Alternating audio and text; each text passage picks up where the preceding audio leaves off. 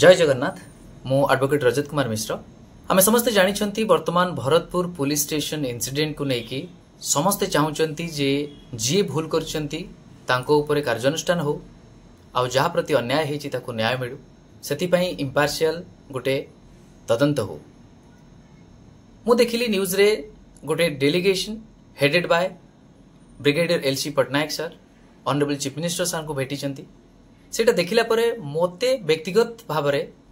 टिके आश्चर्य लगिला से व्यक्तित्व जी निजे ओपीएस रो चेयरमैन थिला बेले मो प्रति जो भली व्यवहार देखैतिले आ जो प्रकार रो न्याय देइतिले सेटा आपण मानक आगरे रखिले आपण हुए तो आश्चर्य होई जिवे। जणे एक्स आर्मी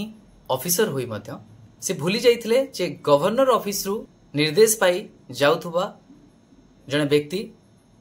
न्याय पाई आपण आगु जाउची आ आपण तांकु सम्मान दे जानती ना। मोर एबे भी मने अछि जेतेबेले गवर्नर हाउस रु निर्देश पाई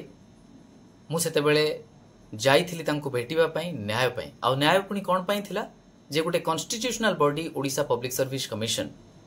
तार कॉन्स्टिट्यूशनल रेस्पोंसिबिलिटी भूली गोटे एसे पेपर रे 117 को जेतेबेले टैंपरिंग करी 50 करा जायछि आ सेही भली शत पाई न्याय पाई जेतेबेले मु लढुतिली ऑनरेबल गवर्नर सर सेतेबेले मते पठेई थिले तांको भेटिबा पाई सेतेबेले से चेयर भी ऑफर करि नथिले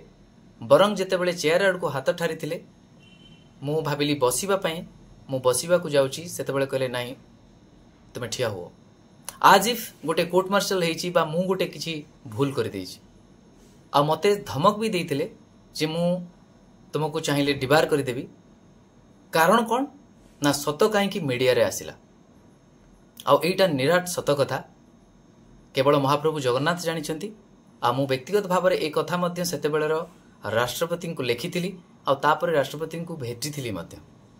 किंतु जहाँ भी हो गोटे साधारण मनीष न्याय पाई पारेनी ए पर्यंत भी मते न्याय मिलिनी किंतु अंततपक्षे मु केवल एतिकी कहबाकू चाहे जे आर्मी रो जो रेपुटेशन अछि आ आम मानक मन भितर जो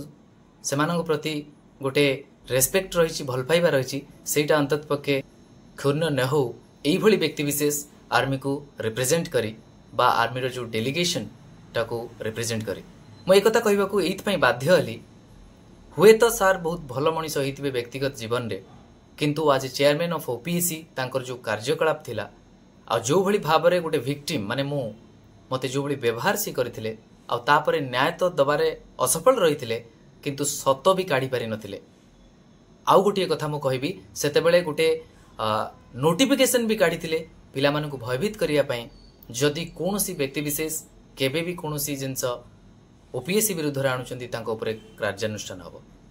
आज रे दुनिया रे सत कहबा को डरी जाउचंती आगे काळे डिबार कर देबे आउ एठी किए मिछरे जे कोन कहि दउतला सेतेबेले आपण एई भली नोटिफिकेशन आनी पिला मानकु भयभीत करउतले। मु अंतत पक्षे निर्भर सहित कहबी जे सर आपण को पार्टी रे से न्याय कथा जस्टिस कथा रेस्पेक्ट कथा ड्यूटीफुलनेस कथा शोभा देउ नाही। क्षमा चाहूँगी जदि आपण को आघात देथिबी किंतु जोटा सत सेटा रखिबाकू मु बाध्य होउची काहेना एजाए ना मते न्याय मिलिछि ना उपयुक्त सम्मान रहुची। नमस्कार, जय जगन्नाथ।